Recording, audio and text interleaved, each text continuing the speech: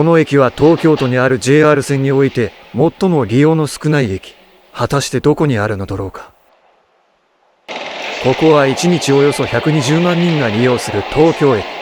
毎日膨大な人が行き交うこの巨大都市、東京に最も利用者が少ない JR の駅があるのをご存知でしょうか。今回は都市の喧騒に隠されたそんな極端に人のいない駅を探ります。題して東京秘境駅訪問。ということで早速移動を開始するのですが、目的地に向かう前に寄り道をします。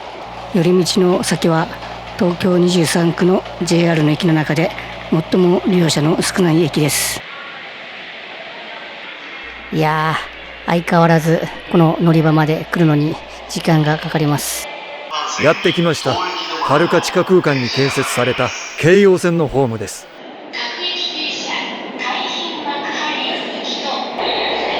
乗車するのはこちら海浜幕張駅です。はい、目的地の駅に到着しました。乗車時間は数分です。ここが今回の寄り道先。東京23区にある JR 線の中で最も利用の少ない駅です。東京駅から直線距離で3キロも離れていない至近距離にありながら、1日の平均利用者数はわずか9600人ほどしかいません。23区内で最も利用が少ない駅とはいえ、さすがは腐っても都心。行き交い発着する列車の本数、特に朝のラッシュ時の過密ダイヤはものすごい迫力です。上りだけでなく下りの方も結構本数あるんだな。約3分間隔か。出口は3つ。1番出口から地上に上がります。地上へと出ました。ここは越中島駅。繰り返しますが、東京駅から直線距離で3キロもない場所です。周辺図を見てみると、駅の目の前には東京海洋大学の広大な越中島キャンパスが広がっています。そして都バスのバス停がすぐ横にあります。少し駅から離れて周辺を見てみたいと思います。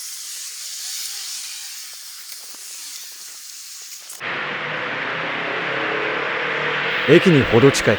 歩道橋から見ると沿道には集合住宅が並んでいます。さらに逆側は月島エリアの高層タワーマンション群が林立しています。この手前の工事してるのもタワーになるのかな。歩道橋を南下していくと、水上バスの乗り場である越中島発着場が見えてきました。残念ながら調べたら当面の間、この発着場からは運行がないみたいです。この晴海運河に架かる相生橋、ちょうど江東区と中央区の境界線にあたる場所です。この橋を渡ると中央区です。夜景とか綺麗そうだな。再び駅前。今度は先ほどと逆方向へ。歩道の左側もやはり東京海洋大学の施設が広がっています。このバス停は、さっきのバス停から一つ隣のバス停かな。越中島3番出口すぐ近くのバス停を確認すると、路線バスの行き先は東京ビッグサイトなどの湾岸エリア方面が設定されています。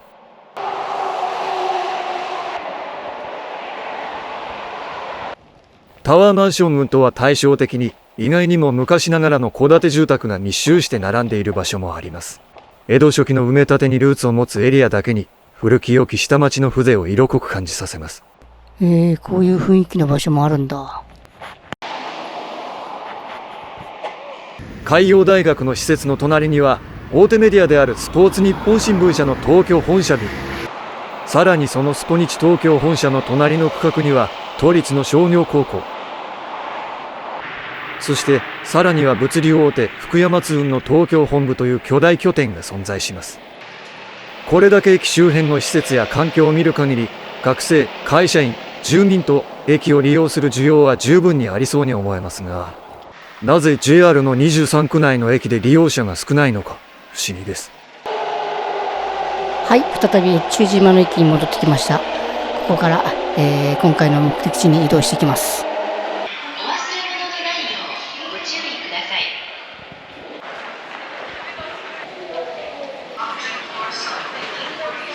再び東京駅。今度は東京の東西を貫く大動脈、中央線に乗り込みます。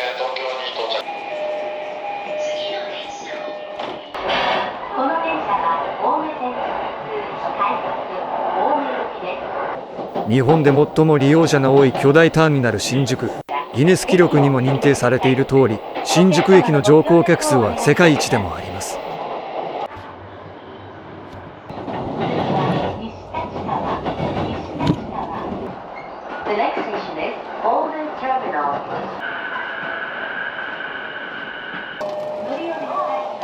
大都会から揺られること、東京駅から約1時間20分。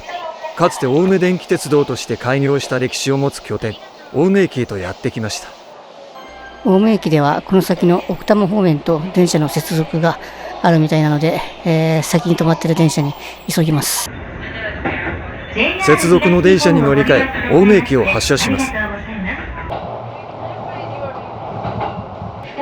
これまで続いてきた関東平野の住宅密集地は途切れ、いよいよ山間部の入り口へと差し掛かりました。青梅駅から10分ほど、車窓の風景は徐々に山岳路線の斜めへと変貌していきます。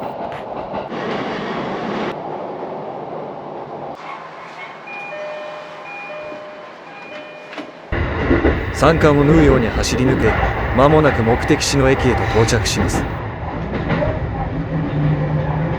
はい、ただいま電車から降車しました。こちらが目的地の駅です。青梅駅からはおよそ30分、寄り道をした越中島駅からは2時間15分の道のり。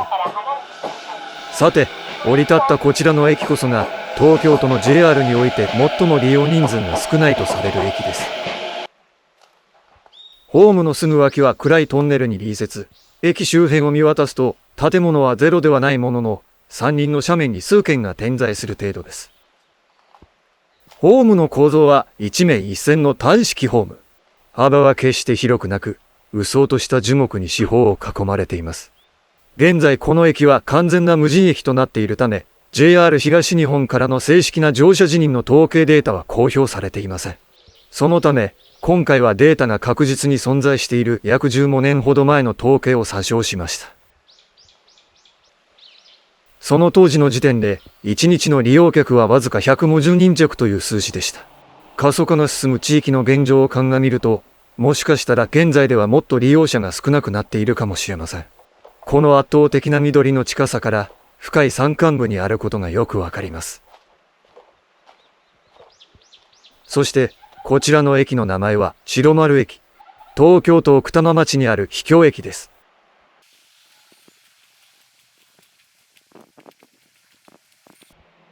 駅構内には自然の脅威を警告するようなメッセージ性の高い看板が設置されています。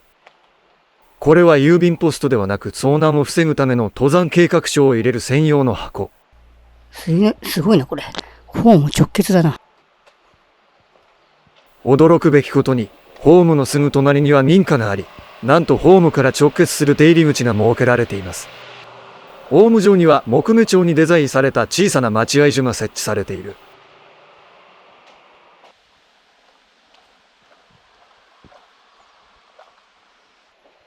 こちらも完全にホームの敷地内に直結しています。狭い斜面に駅と集落を共存させた結果とはいえ、都心部の駅では絶対に考えられない特殊な構造です。駅には自動発券機はないようです。ただ、掲示されている運賃表を見てみると、新宿まで1230円と明記されており、ここが巨大な東京の鉄道網の一部であることを実感させられます。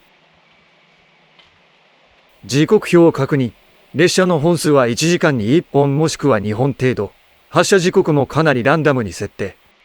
しかしすごいのは、最後の下り列車の発着時刻が0時10分であること。こんな山奥であっても、日付が変わってからの深夜帯の電車が走っていることには驚きを隠せません。都心の中央線快速から接続する深夜需要に応えるダイヤ設定であると推測。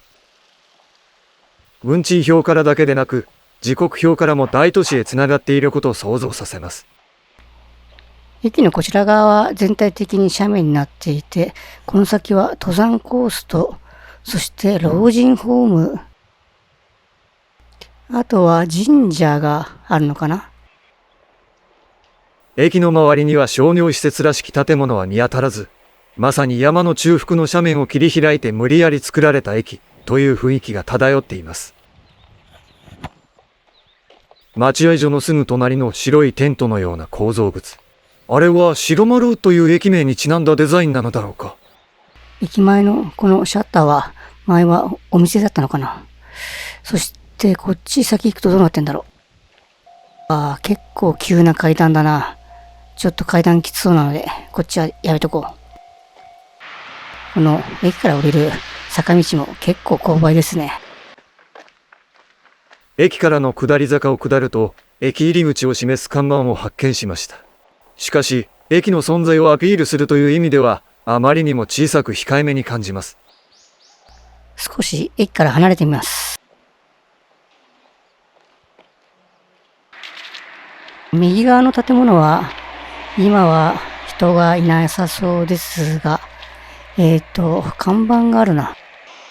看板を見るとアイレディースと書いてあります。化粧品店さんだったようですね。ここで商売成り立ってたのかな。ここの先は多摩川のようですね。なんか下から声が聞こえてくるな。自動車メーカーの看板があるので、おそらくここは整備工場だったのかな。今は営業してないと思いますが。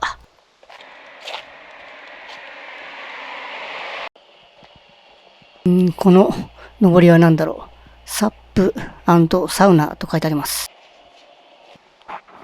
上から覗くと、屋根が見えますね。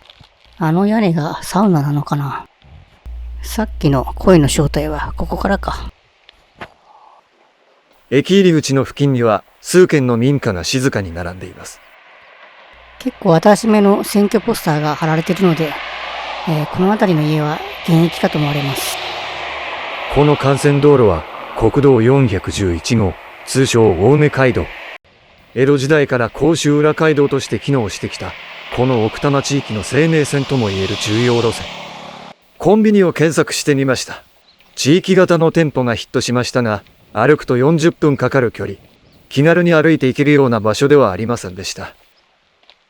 青梅街道沿いで路線バスのバス停を発見。バス停の時刻表を確認すると、想像していたよりもはるかに多くの本数が走っています。終点がすぐ先の奥多摩駅になっているため、奥多摩駅までの青梅線をカバーする交通手段として機能しそうである。上りがいっぱい見える建物は何なんだろう。駅からも見えたんだよな。こちらは先ほどのバス停と逆方向に行くバス停です。近くの集落とかに行くバスなのかな。どうなんだろう。この建物は多摩川や白丸湖を利用したアクティビティであるサップの体験ショップのようです。ここに駅入り口という看板があります。小さいな、これ。なかなか地元の人じゃないとわからないな、これ。止まっているバイクは自転車は新しめなので多分現役ですね。駅までこの階段登っていくか。きつそうだな。この階段がさっきの駅からの階段とつながってんのかな。いやーきつかったな。この階段毎日上り下りしてる人いたら健康的だな。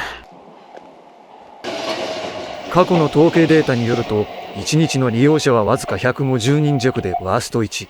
今回訪問した白丸駅は無人駅という特性上、公式データは不明であり、また青梅線の末端区間には他にも乗車辞任データが公表されていない無人駅が複数存在するため、この白丸駅が 100% 最下位だと言い切ることはできませんが、地理的条件や過去のデータを照らし合わせて総合的に判断すると、この白丸駅が東京都の JR でワースト1位である確率が極めて高いというのが今回の検証の結論です。